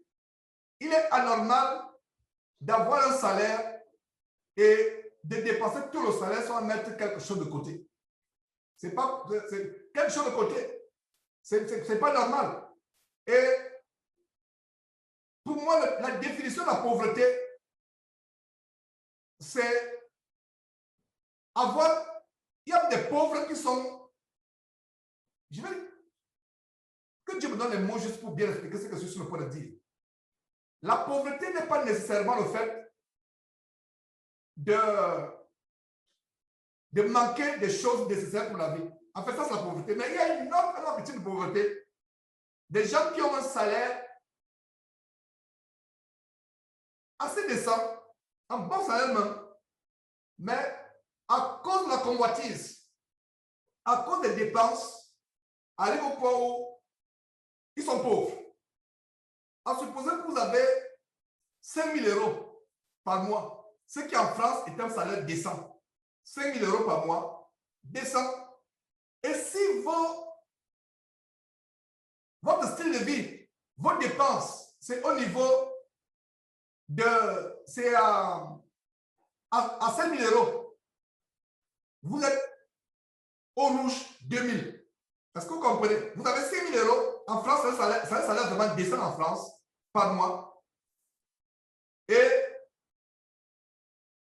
vous vivez vos charges, vous dépensez 5 000. Ça veut dire que chaque mois, vous êtes au rouge. Donc, vous êtes plus que pauvre. Il n'y a pas d'épargne, il n'y a rien. À supposer qu'un frère ou une soeur qui est dans la sagesse, le frère a 1 500 euros, 2 000 euros, mais il s'assure à limiter ses dépenses à, disons, il a 2 000 euros, il arrive à limiter les dépenses, toutes les dépenses mensuelles à 1 500 euros. C'est des exemples. Regardez, c'est mes exemples. Donc, ça veut dire que toi, tu as 5 000 euros par mois. Toi, tu vis au-dessus de tes moyens. Tu es au rouge de 2 000, tu es pauvre et plus que pauvre. Lui qui a un salaire, il touche 3 000 euros moins que toi, mais chaque mois, il est riche 2 500 plus que toi. Pourquoi 2 500? Toi, tu es au rouge de 2 000, lui, il épargne 500. Donc, ça veut dire qu'il est riche de 2 500 plus que toi. Je ne sais pas quand il est en France, mais il y a un fléau que j'ai découvert ici. Les gens aiment trop manger dehors. Fast food, restaurant, manger dehors, c'est un fléau ici. Peut-être que ça ne s'adresse pas à vous. Mais comme ces réunions ne sont pas seulement pour nous, c'est pour édifier notre personne. Parce que regardez comment, avec la technologie, une réunion de quelques personnes peut être une bénédiction pour d'autres personnes à travers le monde. Surtout pour les frères aux États-Unis. Ma prière, c'est que nous puissions reprendre les réunions avec les États-Unis la semaine prochaine. Ça fait peut-être 2 ou 3 mois qu'on n'a pas eu la réunion à cause du travail. Donc, les frères des États-Unis, les gens mangent dehors et c'est tellement un sujet délicat. il y a des frères et sœurs. Tu remarques cela, constamment ils sont dehors. Ceux qui dépensent en allant dehors avec les enfants, une famille peut-être de 5 personnes, ou même de 3 personnes, 4 personnes, vous allez dehors, vous dépensez en une journée ce que vous avez dépensé dehors ce jour-là. Ça peut être les vivres pour toute une semaine. Ouais. Il y a tellement de choses. Acheter ce qui n'est pas nécessaire. Et il y a des frères qui ont des problèmes avec leurs finances. Parce que Dieu nous donne la sagesse. Tu n'achètes pas ce qui est nécessaire et il faut faire des recherches. Recherche au point où tu peux même dire, c'est pas bon, c'est un peu difficile en France, je sais pas, sauf si vous vivez dans la campagne. Il y a des endroits où nous, par exemple, Confort, on a découvert que ce n'est pas forcément des supermarchés. Il y a des agriculteurs locaux, même s'il faut, il faut conduire même 1 heure de temps avec les glacières, les glaciers derrière la voiture, même s'il faut conduire même 1 heure, 2 heures de temps, aller te ravitailler.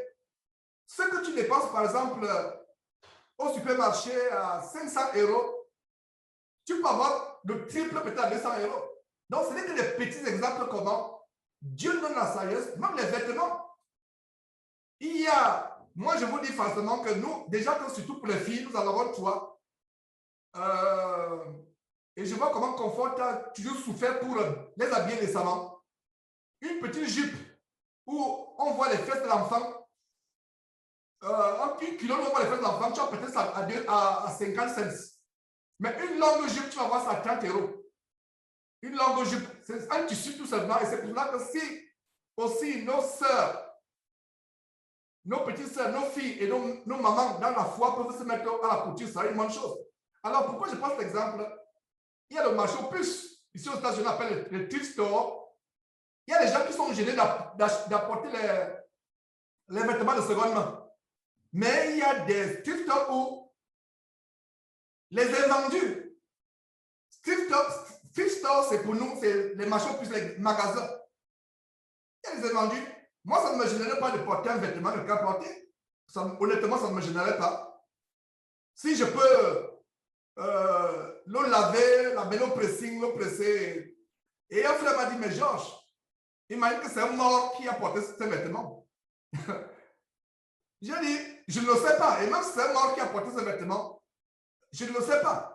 Parce que les vêtements, même les vêtements que nous portons, même le vêtement que tu achètes neuf, sais-tu si quelqu'un l'a essayé dans les magasins d'essayage? Vous pensez que les vêtements que quelqu'un qui sont accrochés là dans les magasins luxueux, qu'on essaye, vous pensez que c'est si la personne avait la gale, ou la tête sur la tête de l'époux, ou je ne sais pas, le Covid-19. Vous pensez que la personne va essayer, on va encore remettre. Donc, en fait, c'est la sagesse.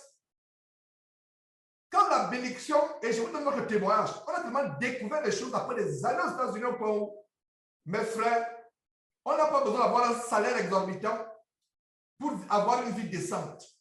Il faut seulement aller vers l'information, faites un peu les recherches, sortez un peu du cocon, parce que le cocon où on va à Carrefour, on va à Lafayette tous les dimanches, on a son chariot, et c'est faites les recherches. Est-ce qu'il y a des agriculteurs quelque part?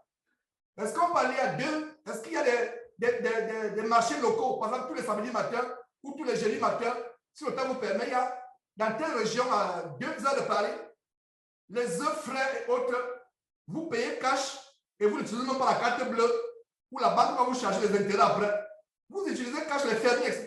Je ne sais pas quand tu le vois, en fait, je ne peux pas parler de ce que je ne connais pas. Mais si on s'est rendu compte qu'il y a possibilité, même les habits de seconde main pour les enfants. Dernièrement, on a vu un nouveau magasin qui a été ouvert à travers les États-Unis. Au point où les invendus des magasins, il y a même encore les étiquettes, ça veut dire que personne n'a porté. Une jupe à $2, 1 €, 2 €. Et voilà comment on peut, avec 100 €, vous pouvez ravitailler la garde-robe. Comparé avec Lafayette, ça c'est peut-être 1 000 €. Vous voyez? Donc il y a beaucoup de choses. Il y a des frères qui n'ont pas l'amour de l'argent dans leur cœur, mais les circonstances de la vie les amènent avec les problèmes financiers. L'amour de l'argent commence à entrer dans le cœur. En fait, l'amour de l'argent, c'est quoi? C'est tu penses que l'argent peut résoudre tous les problèmes. Quand on parle d'amour de l'argent, et plein d'avions, je vais peut-être faire un enseignement sur qu'est-ce que l'amour de l'argent. Ça commence d'abord, l'amour de l'argent, au départ, c'est le manque de foi que Dieu peut pouvoir. Aussi clair que ça. Je pense qu'à ce niveau, j'ai déjà donné 90% de ce que c'est l'amour de l'argent. L'amour de l'argent, je le répète, je donne 90% du sujet de l'amour de l'argent. 90%, c'est que on pense que l'argent est la solution pour votre vie. Non. L'argent n'est pas la solution. Il peut arriver. Regardez, je prends l'exemple, Barnabas, que nous appelons Bibi, pour que ce soit court, parce qu'il y a 2 B dans Barnabas. Quand il est né, Confort est tellement surprise que la compagnie organise ce qu'on appelle baby shower. Les couches qu'ils ont achetées, c'est récemment que les couches sont finies. Voilà un témoignage. Est-ce qu'on a eu acheté les couches? On n'a pas eu acheté les couches. Et on a vu la bénédiction de Dieu. Et non seulement cela, il y a une collègue qui dit, ah, tu as eu un enfant, n'est-ce pas, un garçon? J'ai mon garçon, et c'est une patronne, une des patronnes de Confort. J'ai eu mon enfant, mon garçon. Comme tu as eu un garçon, je ne sais pas, nous ne pensons plus avoir des enfants. Nous ne voulons plus avoir des enfants. Donc, tout ce que l'enfant avait comme vêtements, nous te les donnons. Et vous savez que les bébés grandissent tellement vite. L'habit qui lui suffisait à 2 mois, quand il a 4 mois, l'habit ne suffit pas. Donc, il a peut-être porté une fois. Donc, toute une grosse valise. Ça pouvait être près de 2000 € d'habits. Et le genre de personnes qui achetaient des choses chères à son enfant, voilà ce qu'on a reçu. Voilà des exemples. Donc, tu peux être là parce qu'en fait, nous chrétiens, ce n'est pas l'argent qui nous fait vivre. C'est la grâce de Dieu qui nous fait vivre. Même ton travail, est-ce que vous comprenez? C'est vrai que vous allez me dire, mais Georges, il faut l'argent. Bien sûr qu'il faut l'argent, il faut. Ne me comprenez pas mal. Mais comprenons que malgré l'argent, il y a des gens qui ont l'argent. Pour moi, je vous parle. Mais il a un cancer de la gorge pour ne pas manger le fruit de son labeur. À quoi sert l'argent? Au moment où je vous parle, il y a des gens dans les hôpitaux. Il a l'argent, mais il ne peut pas manger. Il faut qu'on mette une sonde sur la côte qui entre dans l'intestin pour le nourrir. Mais la langue ne peut pas savourer les délices de toute sa vie de vanité sur terre. Il emmagasine l'argent, n'est-ce pas? Donc, comprenons que l'amour de l'argent vient du manque de foi. Et si un frère ou une sœur est honnête, vous serez d'accord avec moi que, bien de foi, quand on commence à perdre la foi en Dieu, on commence à mettre la foi à son travail. On commence à mettre la foi à son compte bancaire. L'amour de l'argent. Donc, voilà, je pense que ça va faire l'objet d'un enseignement à part. Donc, terminons. Mes frères, ne vous livrez pas à l'amour de l'argent. Contentez-vous de ce que vous avez. Contentez-vous. Le contentement. Contentez-vous. Contentez-vous. Tu as les moyens qui te permettent de manger le jambon, mais tu convoites le caviar. Je ne sais pas ce qu'on trouve dans le caviar. Les œufs d'extrusion. Ouais, le monde, et c'est ça le monde. La télévision fait les publicités. On fait le caviar, on fait les... Attends. Alors que le riche français qui mange, je ne sais pas, son steak, je ne sais pas si tu donnes le garba avec le thon grillé. Hein? Il y a les frères et sœurs de la Côte d'Ivoire. Donc le garba, s'il découvre le garba et le thon, il va pas oublier son caviar. Ouais. Alors que ton garba et ton thon grillé est suffisant pour te satisfaire la famille. Toi, je commence à convoiter. Parce que tu vois la télévision, tout le monde veut maintenant. Et il y a une chose aussi. Je suis le parti au Cameroun après des années. Qu'est-ce qui se passe quand je suis parti au Cameroun en 2017? Confort et moi, on était euphoriques. Parce qu'on allait dans le marché local, quand on dit le marché comme Mokolo, le marché central, le marché où tu peux voir la tomate. Et ce qu'on a remarqué, c'est que ceux qui ont les moyens au Cameroun, savez-vous où ils font les courses? Dans les supermarchés et les produits surgelés. Nous, les produits surgelés ici, aux États-Unis, c'est les pauvres. Les boîtes là, les conserves, le jambon, c'est les pauvres, mais les riches en Afrique, ils vont dans les supermarchés, ils ont leur chariot là, ils remplissent le chariot de la poubelle que nous avons ici. Alors nous, pendant les 2 semaines, on était content de voir un avocat de toucher une tomate et on est sûr que cette tomate, il n'y a pas de pesticides, qu'il n'y a pas vous appelez OGM, oui, OGM, GMO en anglais, OGM, c'est naturel. On était content.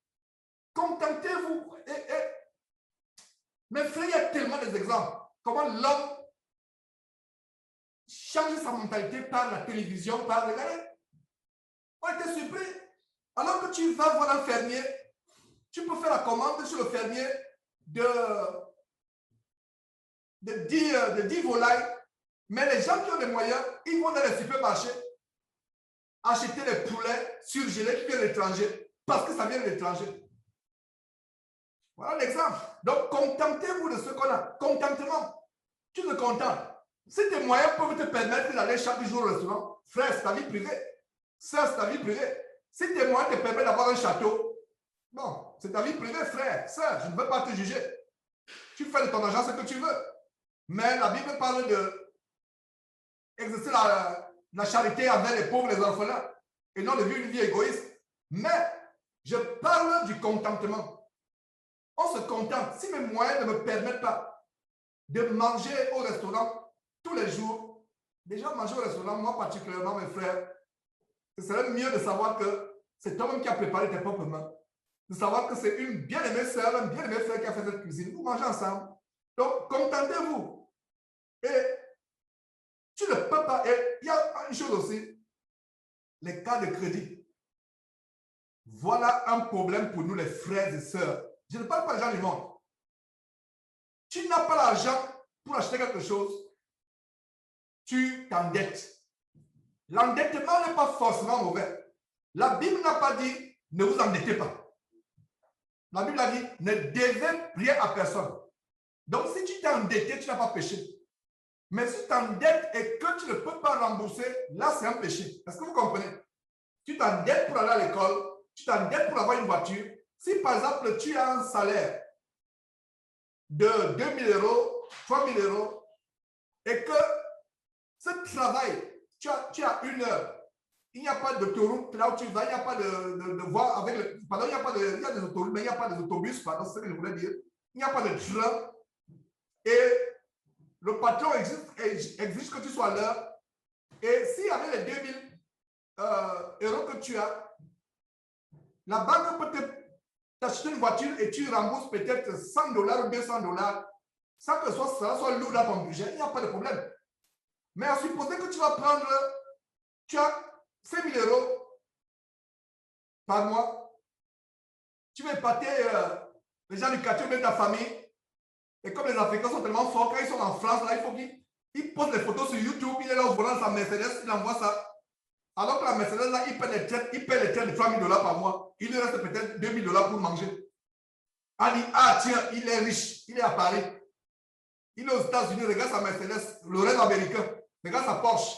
Alors la Porsche, là, 4 000 $ vont de salaire, il reste 1 000 $. Ça veut dire quoi? Il y a des dettes qui sont normales. Vous voyez? Par exemple, comme j'ai pris le cas de la voiture, c'est un meilleur exemple. Mais l'idéal, c'est que il y a certaines choses que tu peux épargner. Tu dis par exemple que je vais m'offrir ceci, cela. Je vais m'offrir ceci ou cela. Je fais un planning. Si c'est vraiment nécessaire, il y a aussi des choses qui ne sont vraiment pas nécessaires.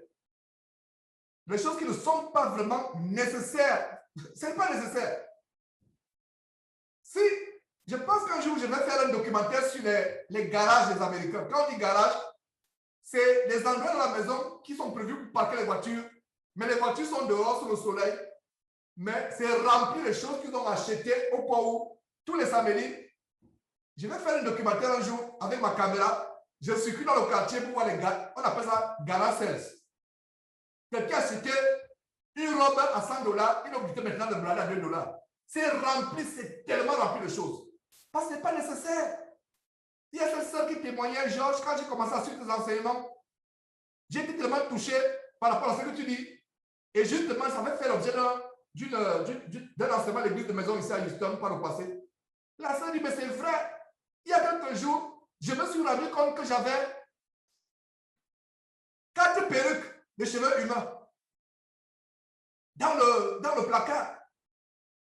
J'achète, j'oublie même que j'ai acheté, je viens balancer. Et je vais encore. Et il y a aussi une chose, mes frères et sœurs, et c'est là que je vais finir. Par rapport à cette section, pas par rapport à l'enseignement, c'est là que je vais finir par rapport à l'amour de l'argent. Priez avant de faire les courses.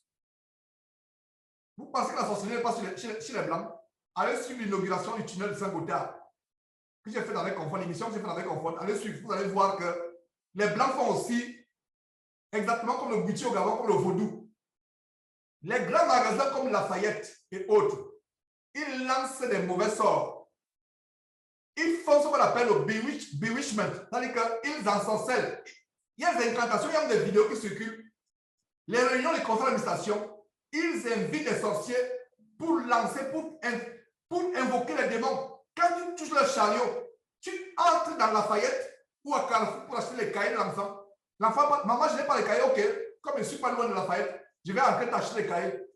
Tu vas pour les cahiers, le cahier c'était combien? Peut-être 10 €. Tu sors avec 300 € de chariot. Ce n'est pas arrivé à qui? Tu es parti pour acheter, tu sors avec ce dont tu n'as pas besoin. Vous pensez que c'est naturel?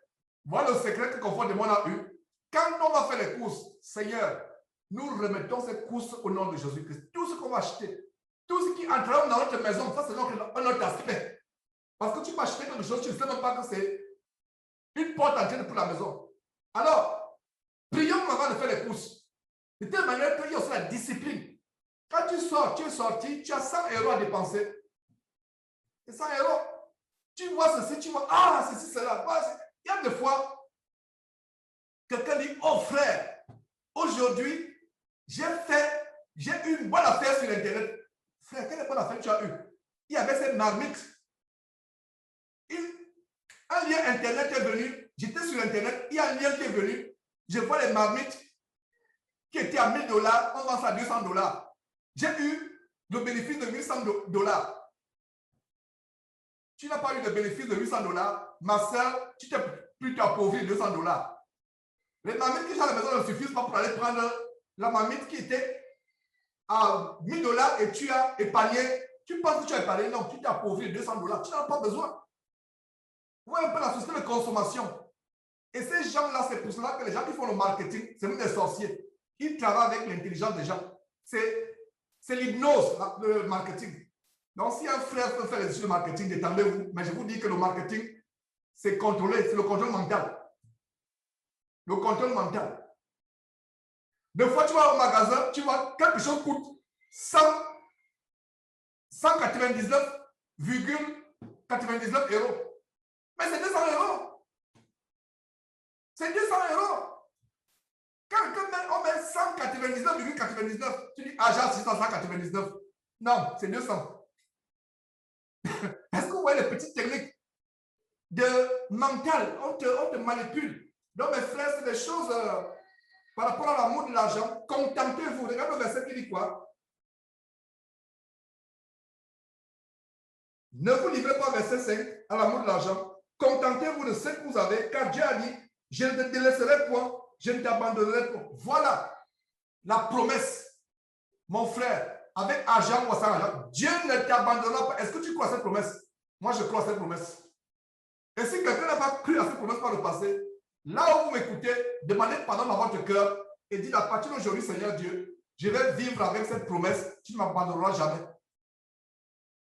L'amour de l'argent, le contentement, on se contente. Et ça vient d'envie, la convoitise telle, oh, je suis pâtissier, tel frère. Oh, j'ai vu ce beau canapé. Il faut aussi que moi aussi j'ai ce beau canapé. J'ai vu ce beau tableau, j'ai vu cette belle table à manger, il faut aussi. Non! Le frère a acheté sa table à manger peut-être il y a 10 ans. Il entretient bien. Et il a économisé. Toi, tu vas aller utiliser la carte bleue. Voilà comment ta convoitise t'amène à t'endetter 3 000 €. Et les banques ne s'amusent pas. Tu payes, ils te prêtent, tu achètes la salle à manger 3 000 € et ils te demandent même de payer seulement 25 € par mois. Ah, tu es content. Ah, ils vont seulement dire de payer 25 €. Oh là là, je suis content. Ah, tu paieras ça pendant 10 ans. Et les 2 000 € pendant 10 ans, ça va te faire 20 000 €. Et si tu mettais, épargnais cela, après 20 ans, la table à manger, là, il y a des gens, le lit, sur lequel il dort, il paye encore sa crédit. 15 ans, il paye. Donc, voilà mes frères, les choses. Contentez-vous. Même sur le matelas. Un matelas, tu poses le matelas par terre, tu mets tes dates, tu dis, oh, le problème. Pourquoi tu veux d'abord avoir un beau sommier? Non, mets ton matelas à terre et dors. Et le sommeil sera meilleur. Attends, il y a une différence de sommeil. Il y a des matelas avec les... Quand je parle de ça, je ne savais pas. La maison qu'on a prise. Wow. Parce que je vous ai dit, on ne peut pas rester chez Carl. Il y a sur Airbnb. Je pense que c'est une compagnie mondiale aussi pour les familles nombreuses comme nous. Et pour les gens qui n'aiment pas les hôtels. Moi, je n'aime pas l'hôtel. Pour moi, c'est non, c'est pas pour. Je rends la pour cette société-là. Donc, il y a les maisons des particuliers qui ont peut-être les maisons de vacances, etc. Donc, on a pris une petite maison. Mais imaginez la chambre principale des parents. Pour la première fois, j'ai dormi sur un matelas qui a les boutons. Je vois le truc, j'ai dit, confort, ça c'est quoi ça? Des cols électriques avec des télécommandes. J'ai dit, c'est quoi ça? On tire, c'est connecté au lit. Ah, tu pousses, tu appuies comme ça, le lit fait tu appuies le lit, ça. Ça c'est quoi ça? Et on dit, ok, confort, c'est quoi? Laissons ça de côté. Ça ne nous intéresse pas. Et on n'a pas changé. Et on a dormi. Est-ce que notre sommeil n'était pas bon? Vous voyez comment mes frères et sœurs, la convoitise. Et même les voitures. Ma voiture là, si elle peut encore se déplacer, pourquoi je vais forcément... Si elle peut se déplacer, ok. Maintenant, si tu as les moyens pour acheter une voiture, tes moyens te permettent, frère, achète ta voiture, c'est pas grave. Et encore même, il y a des dépenses. Bon, je ne vais même pas entrer dans la Bible dit que personne ne souffre comme c'est gérant dans les affaires de tourisme. Si une sœur peut avoir les moyens pour acheter une Mercedes, laisse avec sa Mercedes. Ne va pas lui dire que mes sœurs, l'argent aurait pu servir aux veuves. Non, c'est sa vie privée. Tu vas souffrir quand tu commences à t'ingérer dans les affaires des gens. Tu ne sais pas. Peut-être que ce n'est pas une voiture de service. Si son boulot lui permet de lui offrir une Mercedes, toi tu vas convoiter la voiture de service. C'est une Mercedes. Oh! La seule le monde a une Mercedes. Oh! Moi, ma 4x4, ma Citroën que j'ai là de 1990, je ne sais pas, tu commences à réfléchir à convoiter. Tu ne sais pas si c'est son patron ou tu ne sais même pas ce qui s'est passé.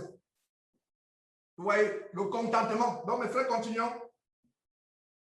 Je ne te délaisserai point, je ne t'abandonnerai pas. C'est avec assurance que je peux dire, oh, regarde la belle confession du verset 6. C'est avec assurance que nous pouvons dire, le Seigneur est mon aide, je ne craindrai rien. Que peuvent faire les hommes?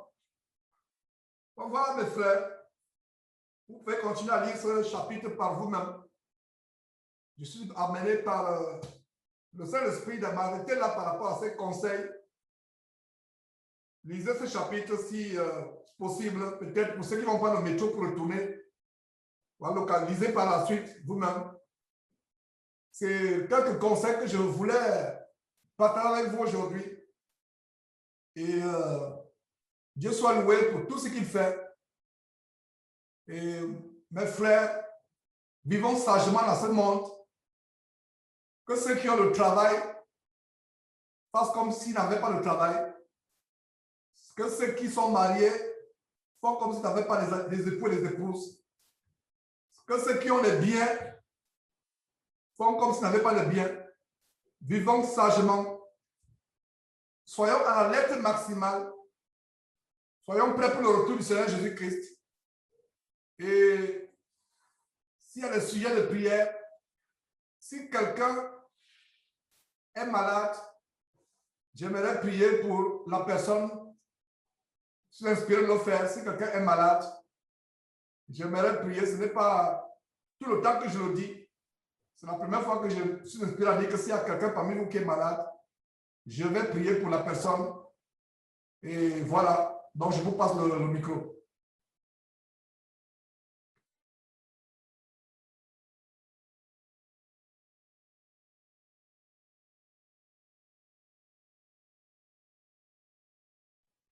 C'est la connexion? Non, il y a toujours. Ok, c'est bon. Tu nous entends? Oui, j'entends très bien. D'accord. Je rends grâce en tout cas à Dieu pour l'enseignement. Ça a été de très beaux conseils.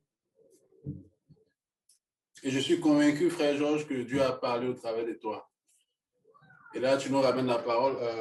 Est-ce qu'il y aurait un frère ou une sœur qui a un sujet de prière, comme l'a demandé Georges? Tout à l'heure, on a eu à prier, c'est vrai. Et à Cécile déjà qui lève la main. Donc, on va te laisser parler, Cécile. Frère, en fait, je voulais qu'on prie pour... c'est pas pour moi, mais c'est pour une petite fille.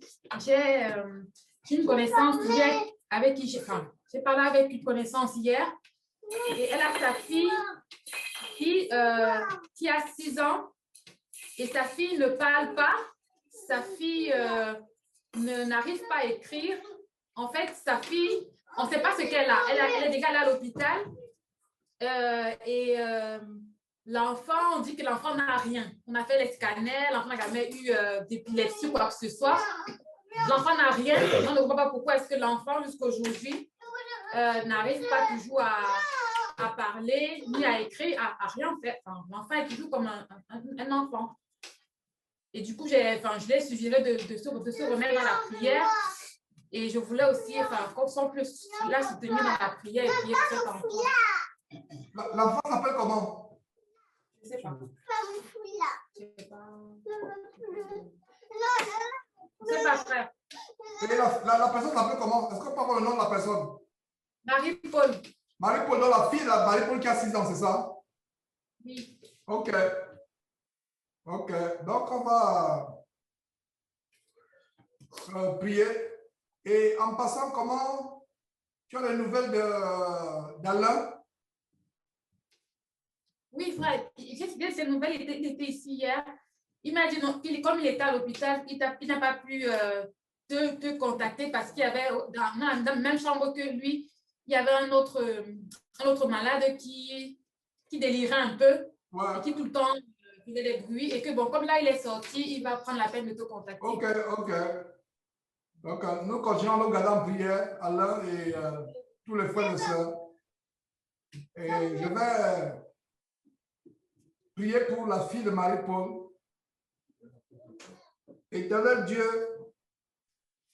tu es notre Dieu et en dehors de toi, il n'y a point de Dieu.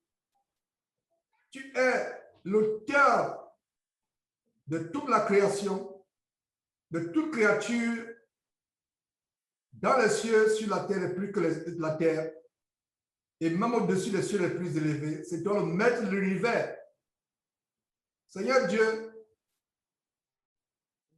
tu as dit que la prière du juste a une grande efficacité. Et nous qui sommes ici, nous ne sommes pas justes à cause de nos œuvres, à cause de nos mérites, mais tu nous as justifiés en Jésus-Christ. C'est pour cela que par la foi, nous pouvons te lever. Cette fille de 6 ans, nous ne la connaissons pas, mais toi tu la connais, la fille de Marie-Paul, la connaissance de Cécile. Voilà une maladie, Seigneur Dieu, dont on ne sait pas l'origine. Mais Seigneur, tu connais l'origine de toutes choses. Comme nous l'avons vu en Ésaïe chapitre 35, hier, le prophète Ésaïe prophétisait comment, avec Jésus-Christ, les muets devaient parler, les langues devaient se délier, les yeux devaient s'ouvrir, les aveugles devaient voir, les oreilles devaient se déboucher, s'ouvrir afin que les sourds entendent. Et cela s'est manifesté avec le Seigneur Jésus-Christ, qui n'avait pas besoin de prier pour quelqu'un physiquement, même à distance, il pouvait ordonner la chose et la chose se réalisait. Et le Seigneur Jésus nous a donné cette promesse, Père, à savoir que si nous croyons en lui, nous ferons des choses qu'il a faites et même des plus grandes. Oh, grand Dieu, aie pitié de cette petite, de cette fillette. Nous t'en supplions. Oh, grand Dieu, débloque tout ce qui est bloqué dans sa vie afin qu'elle puisse parler, Seigneur Dieu, Débloque, nous t'en supplions, la langue de la fille de Marie-Paul. Merci Seigneur Dieu pour le miracle que tu as accompli. Et surtout, donne à sa mère d'être véritablement convertie au cas où elle ne le serait pas. De te connaître et connaître ton fils Jésus-Christ au cas où ne te connaîtrait pas. Seigneur Dieu, merci pour cette fillette. Aie pitié d'elle. Délie sa langue, Seigneur Dieu, ou tout organe de son corps qui a été bloqué par l'ennemi. Que ta gloire se manifeste puissamment, Seigneur Dieu. Merci également pour toute personne à travers le monde qui serait aveugle, muette ou sourde. Parce que Jésus-Christ a été livré et il nous a donné la capacité d'être délivré, guéri de ces choses. Afin que ces miracles soient manifestés au milieu des hommes pour ta plus grande gloire. Oh Dieu, afin que les hommes reconnaissent que tu es Dieu. Je te rends grâce, je te remercie. Oh, merci infiniment, grand Dieu. Pour la fille de Marie-Paul et pour tous ceux qui seraient malades. Et s'il y a parmi nous qui sommes assemblés une maladie qui est invisible ou cachée, au nom de Jésus-Christ, que cette maladie parte maintenant au nom de Jésus-Christ. Oh Père, merci pour ces exhortations. Délivre-nous de l'amour de l'argent. Délivre-nous du manque d'amour fraternel. Donne-nous de nous aimer les uns les autres. Donne-nous de continuer à exercer l'hospitalité sans murmure, sans gémissement, avec beaucoup de patience, en supportant nos invités, Seigneur Dieu. Donne-nous de mettre à l'application ces exhortations que nous avons eues. Seigneur, s'il y a des gens qui ont eu des dettes à cause de mauvaises décisions financières, à cause de manque d'intelligence ou de sagesse, Seigneur, je t'en supplie une fois encore, pardonne-nous et donne-nous l'occasion, Seigneur Dieu, de sortir de ces montagnes de dettes. Donne-nous de vivre selon nos moyens, de vivre selon que nos moyens peuvent nous permettre selon que nos moyens peuvent nous permettre. Oh, grand Dieu, merci pour cet enseignement, merci pour cette communion. Au nom de Jésus-Christ, nous avons prié. Amen. Jésus-Christ TV, vous connaîtrez la vérité et la vérité